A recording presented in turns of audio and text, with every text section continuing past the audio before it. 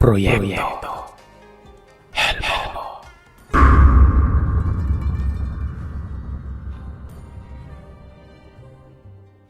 Itago niyo na lamang po ako sa pangalang Daniel.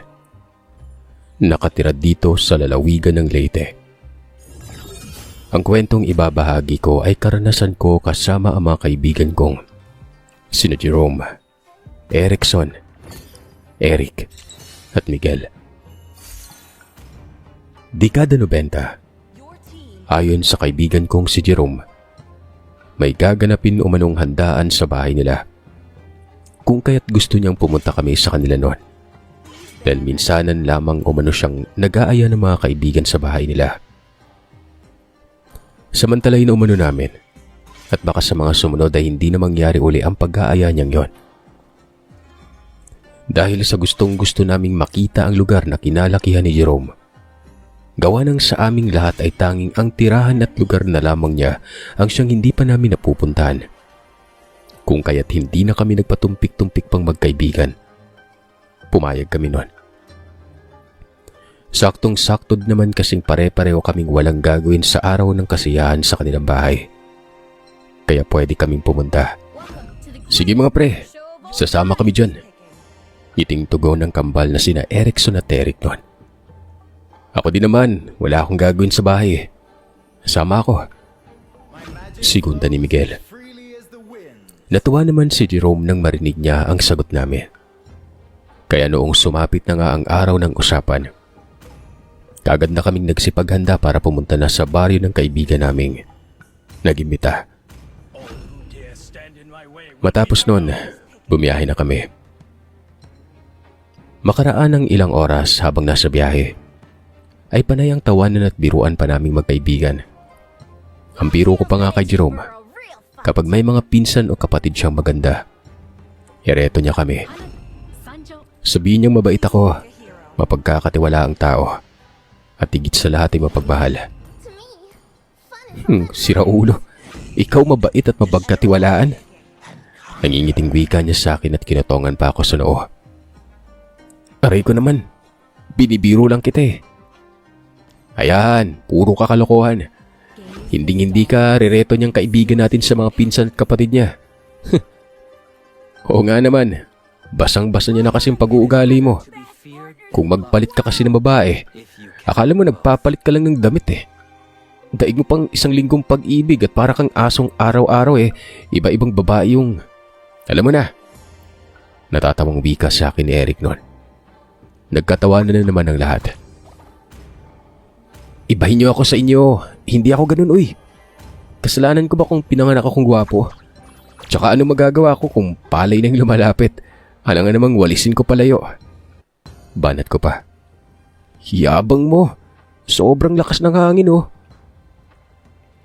Natigil lamang ang biruan namin nang makarating na kami sa bayan ng lugar ni Jerome. Pagbaba namin ng sasakyan ay muli na naman kaming sumakay ng tricycle. Ang buong akala ko pa ay malapit lang sa bayan ang bahay ng kaibigan namin na ito. Yun pala ay nasa kasulok-sulukan pa ng baryo. May dinaanan pa kaming taniman ng mga niyog. Natuwa pa nga ako sa sinasakyan naming tricycle dahil sa kahit parag-parag na yun ay kayang-kaya pang umarangkada sa mga lubak-lubak na daan at may paahon pa nga kaming nadaanan. Pagdating namin sa bahay ni Jerome, saglit muna kaming hindi nakababa. Paano ba naman kasi? Sobrang sakit na ng puwet ko sa haba ng binahe at sa sobrang tagtag nun. Parang pati utak ko yata inaalog. Pagbaba ko ng sasakyan ay inilibot ko munang paningin. Dahil sa hindi ko mapigilan ang sariling mamangha, gawa ng sobrang ganda at aliwalas ng lugar kung saan naninirahan ang pamilya ng kaibigan ko. Ang gilid kasi ng kanilang bahay ay pawang taniman na ng mga kamoting kahoy at may mga maispat sagingan. Indikasyong masisipag ang mga taong naninirahan doon. Masasabi kong preskang-preska ang hangin na malalanghap mo. Kapag pupunta ka sa bahay ng kaibigan ko, malayo ito sa polusyon at mga sasakyan. Kaya nga lang sa tingin ko, oras na may madalian kang pupuntahan sa bungad ng baryo eh, hindi ka makakarating kaagad. Napakalayo kung lalakarin mo At kung sasakay ka naman ay kinailangan mong maghintay kung may dadaan bang motor o kaya namang tricycle na magagawi sa dulong baryo. Grabe naman palang layo dito sa inyo, pare. Ngiti kong saad habang nag-uunat at pinapatunog ko ang mga balikat ko. Huwag ka na magreklamo pa. Pasalamat lang at inimbitahan ko pa kayong pumunta dito eh. Sinabihan niya pa kaming bitbitin ang mga dalang gamit nang sa ganun ay papasok na kami sa bahay nila. Simple lang ang bahay ng kaibigan ko. Literal na bahay probinsya talaga't hindi naaabot sa lugar nila ang kuryente. Liblib na ang baryo. Pagpasok namin ay sinalubong kami ng mga magulang ni Jerome at kinumusta ang biyahe. Hindi ba daw kami nahirapan dahil sa sobrang layo ng lugar nila? Teka, nagugutom ba kayo? Sandali at ipaghahain ko na kayo na makakain. Wika ng ina ni Jerome at agad nang tumungo sa kusina. Kinagabihan, tumambay muna kami sa labas ng bahay nila at nagkikwentuhan matapos kumain. May konting inumang inihanda ang ama ni Jerome. Pampaantok lamang umano. Sa susunod na araw na lang daw kami bumanat ng inuman gawa ng may handaan ngang gaganapin. Habang nag-iinuman nga kami ay kung ano-ano na lamang ang napag-uusapan. Hanggang sa itong ama ni Jerome ay may nabanggit sa amin na may mag-amang aswang umano ang naninirahan sa liblib na kagubatan malapit sa kanilang lugar. Medyo humina pang boss ni Mang Carlito nang sabihin niya yon. At para bang takot na takot itong may makakarinig na ibang tao maliban sa amin. Sigurado ka ba sa sinasabi mo, Mang Carlito? Tanong ni Eric at halata sa kanyang hindi naniniwala sa sinasabi ng matanda nun. Bakit? Nagdududa ka ba? Hindi naman po sa ganoon. Ang ibig ko lang sabihin kasi uso pa pala sa panahon natin ngayon mga ganyang klaseng nilalang, no? Sa pagkakaalam ko kasi panahon pa ni Kopong-Kopong yung ganyang klase. Sinabi ni Mang Carlito sa kaibigan kong wala namang problema kung hindi siya maniniwala sa sinasabi nito. Ang sa matanda lang umano, sinasabi niya lang kung ano ang mga kaganapang nangyayari sa kanilang baryo. Marami pang mga bagay na ikikwento sa amin si Mang Carlito tungkol sa aswang at sa kung papaanong nanalasa ito sa kanilang lugar. Tamang kinig lamang ang ginagawa ko at hindi na sumabat pa sa kanilang usapan. Hindi naman kasi ako naniniwala sa kanyan eh. Kaya tinayaan ko na lamang silang pag-usapan ng tungkol sa ganong klase. Alam niyo, kumakailan lang hinahanap namin yung pinamumugaran ng mag-amang yun. Ang kaso kahit na hinalughog na namin ang kasuluk-sulukan ng kagubatan hindi pa rin namin makita-kita Siguro may sabulag yung tahanan ng animal na yun kaya hindi namin mahanap-hanap. Baka naman wala talagang aswang. Kaya hindi nyo mahanap yung tirahan. Dahil sa hindi talaga totoo yun. At siguro yung sinasabi ninyong gabi-gabing nananalasa dito sa lugar nyo. Baka ligaw na hayop. Alam mo iho, masyado ka pang bata at kulang ka pa sa kaalaman sa mga ganyang usapin. Isa pa ang kwento sa akin ng anak ko. Lumaki kayo sa bayan kaya't nasisigurado kong ni isa man sa inyo ay wala pang nakaranas ng mga kababalagan tulad na lamang ng aswang. Hindi na nakasagot pa ang kaibigan ko. Sumingit na sa usapan namin ng ina ni Jerome. Sinaway na nito ang asawa. Pinagsabihang tumigil na sa pagkikwento tungkol sa aswang. Ang mabuti pa umano ay magsipasok na kami sa loob ng bahay at doon na lamang tapusin ang pag-iinuman. Umiling ang ama ni Jerome at sinabing konti na lang naman ang alak na iniinom namin. Tapusin na lamang daw namin yon bago pumasok sa loob ng bahay. Bahala kayo kung ano ang gusto ninyo. Basta tigilan nyo ng pag-uusap-usap tungkol sa aswang-aswang na yan Maliwanag ba? Hindi na kumontra ang ama ng kaibigan ko sa asawa niya. Sa halip, sinabihan na lamang kami nito na ipagpatuloy na lamang ang pag-iinuman at huwag na lang pansinin ang sinasabi ng asawa niya. Ganun daw kasi mga kababaihan. Panira sa mga momento ng mga kalalakihan, oras na nasa kasarapan na ng pagkikwentuhan. Makalipas ang ilang minutong pag-iinuman ay nakarinig kami ng mahinang pag-angil mula sa labas ng bakuran. Nung una'y inakala kong pusa lamang ang umaatukal na naririnig ko. Pero gayon na lamang ang gulat ko nang biglang tumayo si Mang Carlito. Kaagad na pinagmadali kaming pumasok sa loob ng bahay. Kami naman ng mga kaibigan ko, dahil sa walang kaalam-alam kung bakit ginawa yun ng matanda, sumunod na lamang kami sa utos niya. Nagmadali na nga kaming pumasok noon. Pagpasok namin sa loob ay narinig kong nagsisisigaw si Mang Carlito. Binabanggit ang katagang aswang. May hinahamon din ito sa labas ng bahay. Pero nang silipin namin kung nasaan ang hinahamon niya at kung sino, wala naman kaming nakikitang tao noon. Hoy Carlito, hinayupak ka talagang lalaki ka. Pumasok ka na nga rito at itigil mo yung pagtatapang-tapangan mo. Sigaw ng ina ni Jerome. Maya-maya pa ay walang sabi-sabing kumaripas ng takbo papasok sa loob ng bahay si Mang Carlito. Nang makarinig kami ng malakas na huni ng ibon na tila ba isang uwak nun. Hindi ko alam kung bakit biglang nagtayuan ang mga balahibo ko sa batok. Pero nang mga sandaling yon, gusto ko nang maniwala tungkol sa mga sinasabi ni Mang Carlito na aswang. Pero sa kabilang dako ay may pagdududa pa rin akong nararamdaman. Dahil wala naman akong nakikitang aswang ng mga oras na yon. Tanging huni lamang na hindi naman ako sigurado kung gawa ba yun ng aswang o sadyang huni lamang ng ibon. Anak ng Tsekwa, talagang hinahamon ako ng nilalang na yan. Akalain mo ba namang biglang humuni yung peste? Ani pa ni Mang Carlito. Ayan na kasing sinasabi ko sa'yo. Ang yabang-yabang mo pang maghamon doon sa aswang. Tapos ngayon ito para kang maamong tupang takot na takot.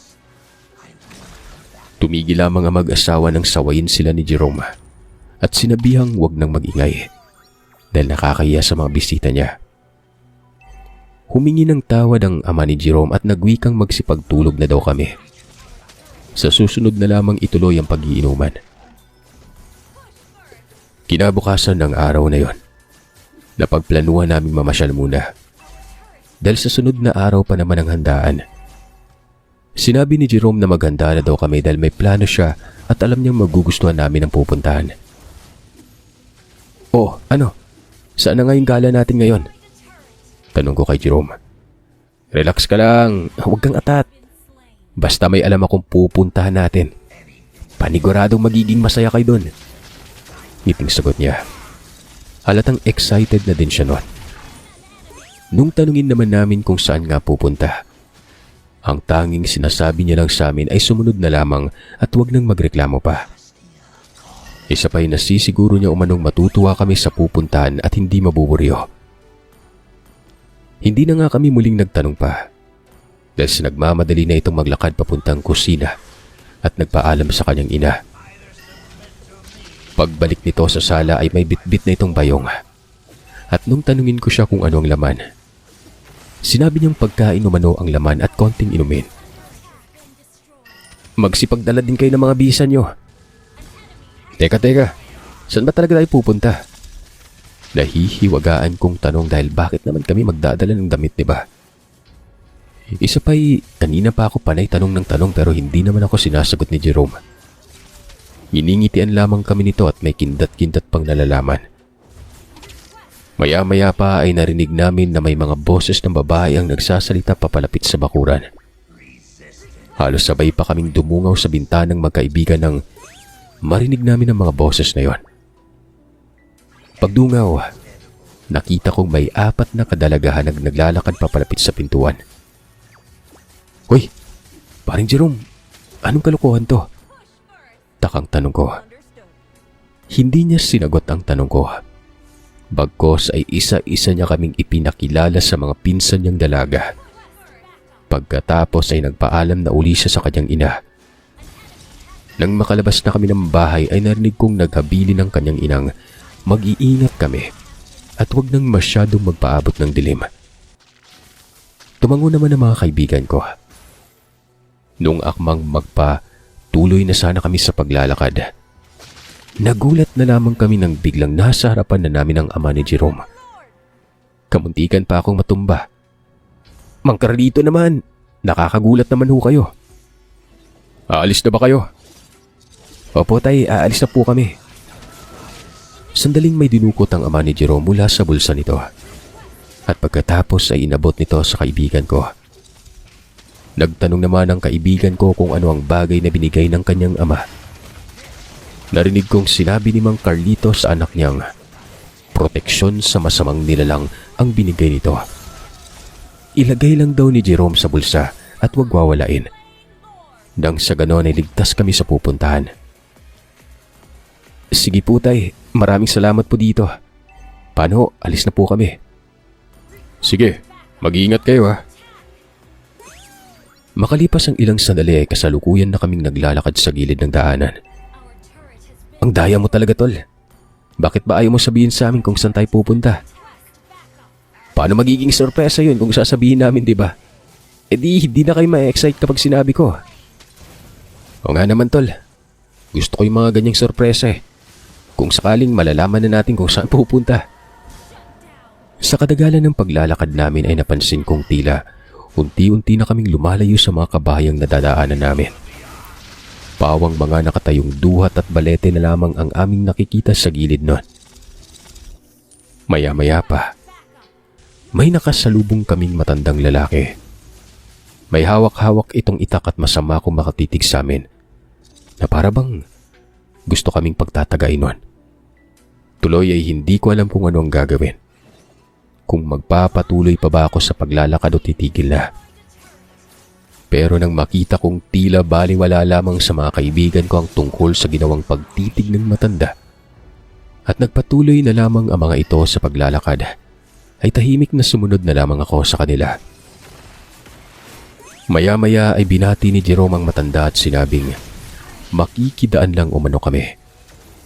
Hindi sumagot ang matanda sa kanya at sa halip ay huminto ito sa tabi ng daan habang sinusundan kami ng tingin. Saktong pagdaan ko sa matanda ay nakalanghap ako ng kakaibang amoy. Parang amoy baktol o amoy kilikilit ilang linggo nang hindi naliligo. Basta, sobrang baho ang amoy na yon. Nang medyo makalayo na kami, saglit na nilingon ko ang matanda. Naroroon pa rin ito sa kinatatayuan at sinusundan pa rin kami ng tingin. Hindi ko na napigilan ang sariling magtanong kay Jerome kung ganun ba talaga ang mga tao sa kanilang lugar. Grabe ko makatitig. Akala mo ay may nagawa kaming kasalanan para titigan ng masama at pailalim nun. Hindi naman. Baka nagkataon lang. Siguro'y ganun lang talaga tumingin yung taong yon. Huwag niyo na lang pansinin. Kilala mo ba yun, tol? Umiling ang kaibigan namin at sinabing hindi umano. Mukhang bagong mukha lamang yun sa kanilang baryo. Dahil ni minsan ay hindi niya pa yun nakita. Kumbaga, na mga sandaling yun pa lamang ang unang pagkakataong nakita ng kaibigan namin ang matanda. Kaya hindi din siya sigurado kung taga-roon ba yun sa baryo nila o nagawi lang. Tara, bilisan nyo nang maglakad. Malapit na tayo. Hayaan niya. Mabuti pa nga, sagot ni Miguel at nagmadali na nga kaming maglakad nun. Makalipas lamang ang ilang sandali ay sobrang namangha ako sa nakita kong napakagandang batis ang aming nabungaran matapos naming lumusot sa talhiban. Hindi ko naiwasang maibulalas kung gaanong kaganda ang lugar na napuntahan namin nun. Maging ang mga kaibigan ko ay ganun din ang kanilang naging reaksyon. Nakikita kong manghang-mangha din sila sa mga nakapaligid sa ilog na kinaroroonan namin. Oh, ano pang hinihintay nyo? Tara na, maligo na tayo. Tuwang-tuwang aya sa amin ni Jerome at nauna na itong magtampisaw sa tubig. Nilabas naman ng mga dalaga ang pagkaing bitbit ni Jerome at inaayos na. Bago pa man ako lumusong sa tubig ay nagpresenta akong tulungan ng dalagang si Lira sa paghahanda ng mga pagkaing inilagay sa mahabang dahon ng saging. Habang tinutulungan ko ang dalaga sa paghahanda, sa hindi mawaring dahilan ay nakaramdam ako ng kaba. Pakiwari ko ay natatakot ako pero hindi ko naman alam kung bakit. Saglit akong tumayo at nagpalinga-linga. dahil pakiramdam ko ay parang may mga nagmamasid sa ginagawa naming magkakaibigan. Lira, matagal ka na bang naninirahan dito? Hindi ko na napigilang tanong sa dalaga. Tumango naman ito. Kung ganun, naniniwala ka sa aswang? Sandaling itinigil ni Lira ang pag-aayos ng pagkain pagkatapos ay tumitig sa akin nun. Kapag sinabi ko bang totoo ang aswang, paniniwalaan mo ba ako? Hindi kagad ako nakaimik sa sinabi niya. Hindi ko kasi alam kung maniniwala ba ako o hindi nun. Para sa akin kasi ay to see is to believe. Hanggat hindi ko nakikita ay walang basayan para paniwalaan ko. Kita mo na, hindi ka makasagot sa tanong ko. Sambit niya. Muli niyang ibinalik ang pansin sa ginagawa. Nung akmang magsasalita na sana ako uli, bigla ako na namang nasipat ang matandang lalaking may hawak na itak. Ganun pa rin, wala pa rin pinabago. Matalim pa rin itong nakatitig sa kinaroroonan namin. Nakita kong medyo natatakpan ng naglalakihang dahon ng kinatatayuan nito, kung kaya't hindi ko siya masyadong pansinin, kung hindi mo talaga tititigan nun. Pre, kanina pa kita tinatawag ah. Ano bang tinitingnan mo dyan ha? Tanong ni Miguel. Wala pre. Nung ibalik ko ang paningin ko sa matanda, wala na yun sa kinatatayuan. Nagtaka pa ako gawa ng ang bilis niya namang mawala. Parang bulang biglang naglaho. Iniisip ko na lamang marahil ay napadaan lamang yon. Kagad na akong lumapit sa mga kaibigan ko at ilang sandali pa ngay nawala na sa isipan ko ang matanda. Nagkasiyahan kami. Nung makaramdam na kami ng gutom ay saka pa lamang kami umahon sa tubig at kumain nun. Pagkatapos ay muli na namang naligo. Magtatakip silim na mag-aya si Jerome umuwi. Dahil sa baka maabutan pa kami ng dilim sa daanan. Mayari pa kami sa kanyang ina nun. Nangako pa naman siyang hindi kami magpapaabot ng dilim sa daan. Naku insan, alam mo naman yung kwento di ba na may mga aswang dito sa atin? Panimulang wika ni Lira habang nag-aayos ng mga gamit at ipinasok yun sa bayong. Maniwala kayo dyan, hindi naman totoo yung mga aswang na yan eh. Para ka ding si tatay, masyadong nagpapaniwala sa mga ganyan. Nakita kong umingos ang dalaga at sinabing, di wag kang maniwala. Baka mamaya pag nakasalubong mo yung aswang dyan sa daan biglang bumahagi ang buntot mo at pagtatatakbo ka sa takot. Sino ako? Matatakot? Sinong tinatakot mo? Baka mamaya yung aswang na sinasabi mo pa yung matakot sa akin Pagyayabang nasagot ni Jerome at ipinapakita pa ang braso niyang gatingting sa laki. Dahilan para mag-asaran at tawanan ng lahat. Kagad na nga kaming lumakad si Ersat. Makalipas ang ilang sandali ay tuluyan nang nilamon ng dilim ang buong paligid. Kaya naman binuksan na ng kaibigan ko ang bitbit niyang flashlight. Ito na nga bang sinasabi ko Masyadong napasarap yung pagligo natin kanina. Tuloy hindi na natin namalahin yung oras. Yari ako kay nanay nito. Sabi pa ni Jerome. Yaan mo na tol. Tutulungan ka na lang naming magpaliwanag sa nanay mo. Wika ko sa kanya. Sa pagpapatuloy ng paglalakad, bigla na lamang kaming nakalanghap ng kakaibang amoy na sumasabay sa ihip ng hangin. Parang amoy tiyangaw. Dahil sa pagod at gustong-gusto na naming makauwi sa bahay para makapagpahinga, hindi na namin inintindi pa ang mabawong amoy na nalalanghap namin nun. Hanggang sa maya-maya pa, nakarinig na nga kami ng huni ng wakwak at sunod-sunod na pag-ugoy ng malakas at bumubugsong hangin na animoy may paparating na bagyo. Naloko na. Pambihira naman talaga Mukhang wrong timing pa tayo. Sambit ni Jerome bago niya kaming sinabihang magmadali na maglakad nun. Halos lakad takbo na ang ginagawa namin. Pero makaraan lamang ang ilang minuto. Napapansin kong parang nagpabalik-balik lamang kami sa nilalakaran. Kanina ko pa kasi napapansin ang malaking punong nakaagaw ng atensyon ko. Sinabihan ko si Jerome na huminto na muna at mukhang hindi naman kami umaarangkada. Paulit-ulit lamang ang daang tinatahak namin. Hindi niya napapansin? Kanina pa tayo pabalik-balik sa punong to hindi to magandang pangitain. Wika ko sa kanila't itinuro ang malaking punong malapit sa kinatatayuan namin noon. Kita ko sa mga kasamaan kong may bahid na ng takot sa kanilang muka. Matapos ko yung sabihin. Samantalang si Jerome naman ay napapakamot sa ulo at nagwikang imposible umanong maligaw kami.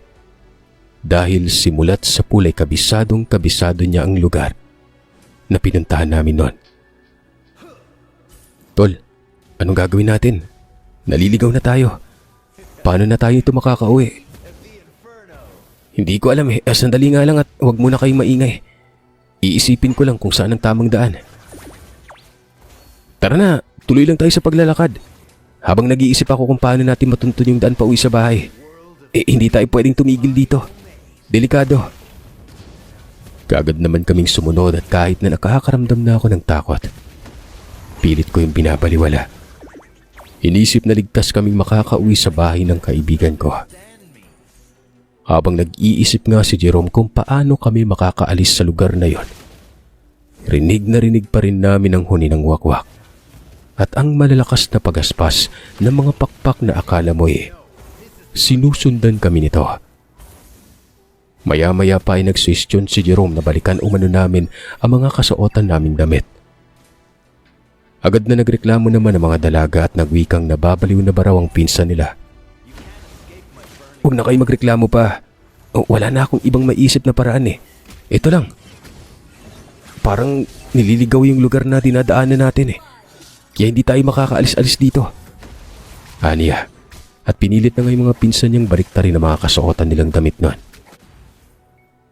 Sinabihan niya kaming tatlo ni na Erickson, Eric at Miguel na tumalikod at huwag tumingin sa mga pinsan niya at babaliktarin nga lang ng mga ito ang mga suot nilang damit. Kesa magreklamo, sumunod na lamang kami sa sinabi ni Jerome. Samantalang ang mga pinsan niya naman ay padabog na binaliktad na nga nilang mga kasuotan. Matapos nilang baliktarin yon, kami naman ang nagbaliktad ng damit. Matapos naming gawin yon, sabay-sabay kaming napaatras at napasigaw ang mga kababaihan nang makita naming nasa gilid na kami ng bangin. At maling hakbang lang, tiyak na hindi na kami aabutan pa ng liwanag. Sa pag-atras nga namin ay may natanaw kaming bahay sa hindi kalayuan. May nakasinding sulo sa labas ng bahay na yon. May bahay doon, tara! Humingi tayo ng tulong kung paano makalabas sa lugar na to.